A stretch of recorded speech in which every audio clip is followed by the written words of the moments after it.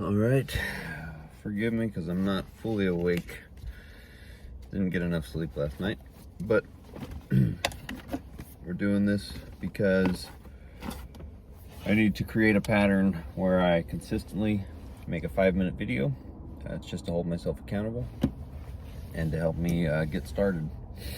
So, when we're talking about learning Spanish, like I said in my last video, I learned 110 Spanish words, 10 or so words at a time. And even if I don't study them, go back and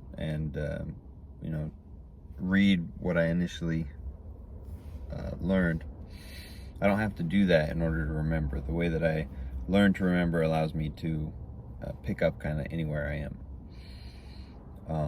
And I talked about that you have to make up a story, even if it's silly or ridiculous, a story that will help you to remember the words in order. So for some people this might seem, I don't know, stupid or like some kind of what's the word? Like it's a trick and therefore not real intelligence or real something you should really be doing in order to increase your ability to learn or something. Like it's, no, you're not actually more intelligent, you're just using a trick. Well, I think that's both a lie and, on another sense, it's true. Let me explain that. When we talk about one person being more intelligent than another person, what do we even mean when we say that? Now, there is IQ, and what I heard about IQ is that it doesn't really change. You can't, supposedly, you can't study yourself into a higher IQ. Supposedly what the data shows, and I don't know this personally, this is what I've heard, is that it's something that's stable through your entire life period, which can be kind of a downer. It's like, well, then nothing I can do can make me more intelligent.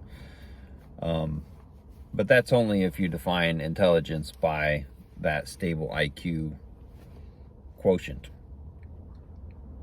The fact is, we are capable of improving how efficiently we use our brains.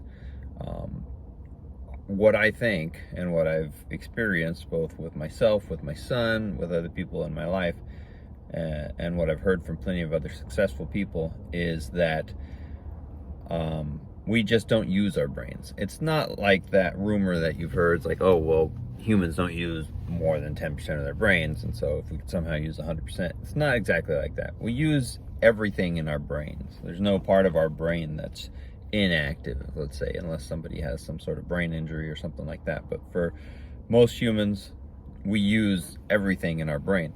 The problem is we're kind of always in a sleepy mode, let's say. If we don't believe we can do something, then we tend not to do it. If we don't believe that we can do something, it seems impossible. We're never trying to accomplish it. So if you believe that your memory is limited, you're not going to use your memory as much as you could. So it's not that you're not using the part of your brain that allows you to memorize. It's just that you're not strengthening it. So if you think of your brain as a muscle and something that you can strengthen, all the little connections inside your brain, like we talked about before, there's billions of connections, connecting neurons. Those are all, those little connections can be strengthened. Myelin is an insulation that wraps those connections and allows the connection speed to be increased, and the accuracy of the timing, I think, of the signals, which is important for skill, to be increased. So better accuracy and more efficient communication inside your own brain. So, well, that's it already.